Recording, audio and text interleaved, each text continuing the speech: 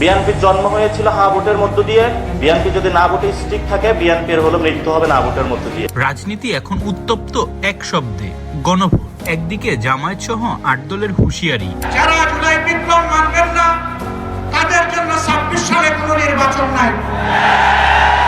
অন্যদিকে বিএনপি বলছে নির্বাচনের আগে নয়, সংবিধান মেনেই হবে সব। এই গণভোট অবৈধ, গণভোট করতে পারে না। আমার দলও গণভোটের পক্ষে। যেটা কি হচ্ছে রাজনীতির অন্দরমহলে জানবো এই রিপোর্টে। ভালো লাগলে অবশ্যই চ্যানেলটি সাবস্ক্রাইব করুন। জাতীয় নির্বাচনের আগে গণভোট আয়োজন সহ ৫ দফা দাবিতে আন্দোলনে নেমেছে জামায়াতে ইসলাম সহ ৮ দল।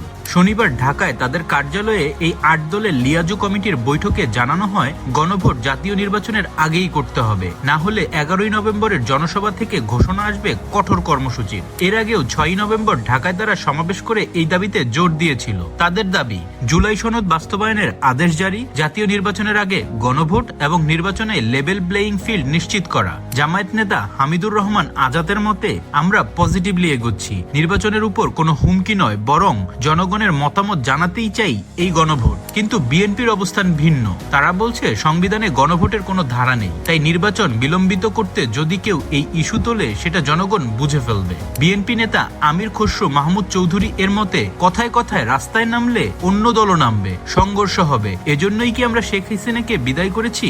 অন্যদিকে লন্ডন থেকে বিএনপির ভারপ্রাপ্ত চেয়ারম্যান তারেক রহমান বলেছেন, অন্তর্বর্তী সরকারের দায়িত্ব জনগণের কাছে জবাবদিহিতামূলক সরকার প্রতিষ্ঠা করা, কোনো দলের স্বার্থ বাস্তবায়ন নয়। তিনি সতর্ক করেছেন, দেশে অস্থিতিশীলতা তৈরি হলে পরাজিত অপশক্তি পুনর্বাসনের পথ খুলে যেতে পারে। বিশ্লেষকদের মতে, গণভোট ইস্যুতে নতুন করে দুই মেরুর রাজনীতি স্পষ্ট হচ্ছে। একদিকে জামায়াতের নেতৃত্বে ইসলামপন্থী জোট, অন্যদিকে বিএনপি ও তার মিত্রদের বাস্তবমুখী সংবিধান পন্থা। রাজপথে নামলে সংঘর্ষের আশঙ্কা উড়িয়ে দেওয়া যাচ্ছে না। আপনার কি মনে হয়, গণভোট জাতীয় নির্বাচনের আগে হওয়া উচিত না পরে? নিচে কমেন্টে জানিয়ে দিন আপনার মতামত এবং ভালো লাগলে চ্যানেলটি অবশ্যই সাবস্ক্রাইব করুন। ধন্যবাদ।